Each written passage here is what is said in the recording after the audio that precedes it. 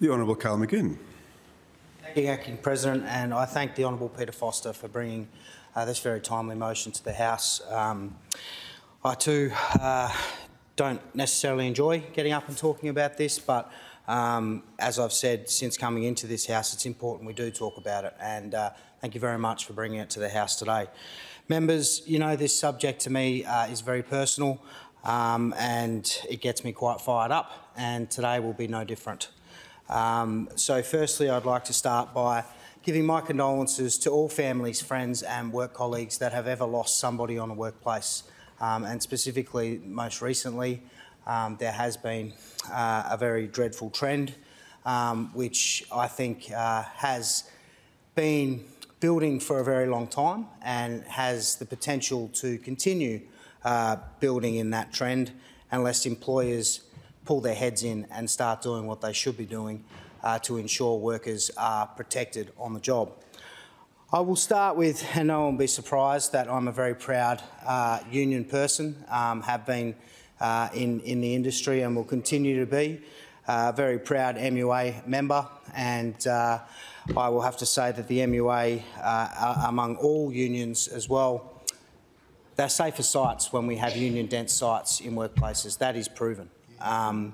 And what really gets up my goat is that employers fight consistently hard to get rid of unions and to belittle unions and to smear them in the media as thugs and militancy.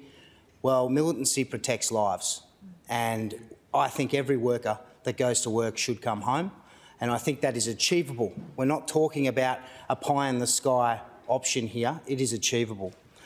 I have spoken about my personal experience with the deaths on the Stena Clyde.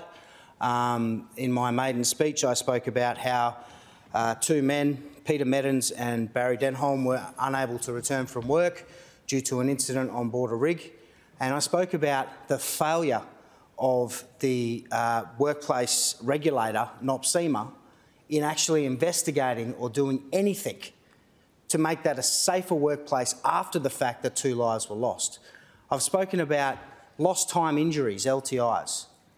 That is the biggest smear and disgrace to being used by employers, particularly contractors, to win jobs. So a lost time injury is if you do an injury at work and then you're unable to return to work and fulfil them hours that you would have been normally scheduled for, that would go down as a lost time injury. So if a doctor or a GP says you're not medically fit to return, you can't return. But employers have found a way to get doctors to head down a certain path of light duties. So somebody who is a mechanic who works on engines for a living may end up pushing papers in the office, and that wouldn't be seen as a lost time injury. This is all in order so that the company can turn around and say, we haven't had a lost time injury for 7 or 8 years. Well, members, I can assure you that that means absolutely rubbish, because the Stena Clyde, when I was working on it, had 7 to 8 years with lost time injuries, not once. I nearly chopped my finger off, couldn't go back into the galley. It shows my skills as a cook, but my finger was hanging, and the first thing that happened was that the boss, the OIM of the rig, came in and said, oh, you don't have to go home, do you? Hanging, finger hanging. Doctor standing there going, hang on, mate, let's just get it in a splint. So they, and I still to this day have troubles with how it went down, and I wish I had probably gone a little harder, but they said, we'll fly someone out here to do your job, you just sit in the rec room and watch movies for the next 2 weeks. And then that means that you haven't gone home and you're still getting paid to be on the job. It was only a matter of a couple of months later when we lost Peter and Barry to a workplace incident. They were using the 7-8 years LTI to go out there and get contracts. Do not be fooled, members, when you go and speak to employers, particularly the Ben 10s and multinationals of this world. And I'm going to go into a few of them because I think it's important that we put them up. I'll start with a small business that's operating out of Maddington. Go back to Christmas last year. Pacific Laundry in Maddington had a majority of migrant workers, and they were working in over 50-degree heat, working in a laundry. This poor lady, on this day, fainted and fell to the floor. Was found to have been minimum wage, wage theft, so not even paying minimum wage, no thermostat in the entire building to know what the temperature was. She died in hospital 2 days later. The union, I think the union responsible was the United Workers Union, went in there and fought hard for that person. But the reality is no one in there originally was union members. So the unions and the CFMEU go and fight for any worker that has died on the job, member or not. They're out there fighting.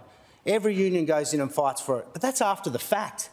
We need to get better at ensuring that not only is it a right to be a union member in this country, you don't get ostracised, sacked, bullied, intimidated for doing that.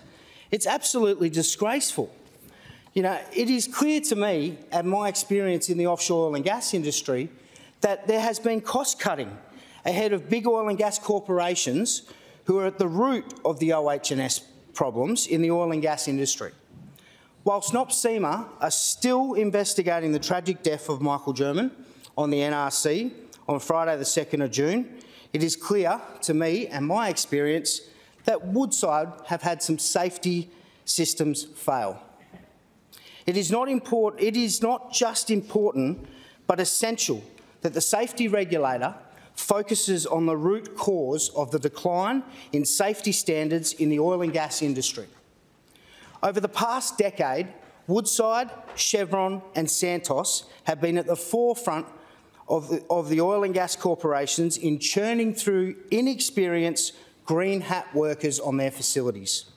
The contract workforce by these three companies are largely casual and quite often do not even have fixed rosters.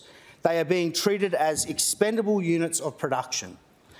The three companies have devalued experienced workers, and the ratio of new entrants to the industry versus experience is far outweighed with inexperience. We also have a culture where workers are afraid to speak up and speak out about safety standards. Casual workers are run off the facility if they speak up, and permanent employees have their bonuses cut and risk being put on performance improvement plans if they talk up about safety, if they challenge the company, and do not display the subjective behaviours standards demand by management. Unless we have a change of culture within the oil and gas corporations, genuinely taking on board feedback from workers and their unions, another fatality will not just happen, it'll be inevitable. There needs to be significant change to the culture, specifically in the oil and gas industry and on facilities. No more cover-ups of serious incidents, no more hiding LTIs, no more not reporting, no more, no more pretending that an incident like a flare explosion was not a serious incident. And that happened at Woodside's Pluto facility and was played off as a small, non-important incident. It's a shameful thing to do, because the reality is you don't then see a higher safety standard pushed across the industry, which will save lives. You just see a blasé move on. It was not even a near miss. It is important that there needs to be more transparency in reporting of safety incidents. Be open and honest, because we're talking about saving lives. I will always back unions in any industry to make sure that they have the opportunity to protect workers. And the Offshore Alliance is working hard to change the safety culture out on the facilities, which is where we're seeing a lot of the breakdowns in safety happen from these multinationals. These big corporations should embrace these unions, put them into the process. When I sat on the Stena Clyde and NOPSEMA come on board to investigate, not one worker had a representative in that room, but the employer sat in there with NOPSEMA. I do not want to see that happen with this recent incident. I will talk now to all employers, and especially the big multinationals. Stop bullying union members. Stop cutting corners for your profits. Stop treating contractors and casuals like second-class citizens. And stop killing workers. To the workers, I say to you, stand up, join your union and fight for your right on the job.